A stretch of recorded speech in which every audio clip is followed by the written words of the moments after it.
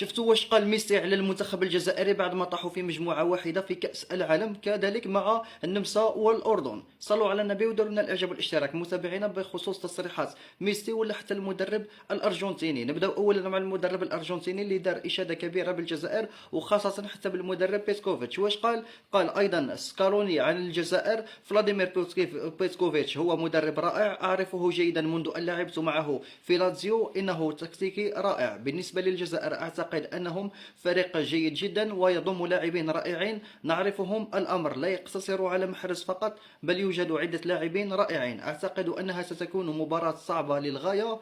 لديهم كذلك جالية كبيرة في الخارج، يعني حتى المشجعين الجزائريين راهم دائما حاضرين في المواجهات. كذلك نفس الأمر مع اللاعب ليونيل ميسي، أدلى وأشاد أيضا بالمنتخب الجزائري وأكد باللي عندهم قدرات مميزة، وقال باللي المجموعة ما راهيش سهلة وما راهيش تكون في المتناول بتلك السهولة، وقال راح نعملوا باش نربحوا جميع المباريات رغم صعوبة المهمة خاصة ضد المنتخب الجزائري. يعني كامل حتى الطرف الأرجنتيني ويعترف بقوة المنتخب الجزائري، عكس البعض اللي يحاولوا يستصغروا من المنتخب الجزائري اللي ممكن يشكل مفاجأة مدوية.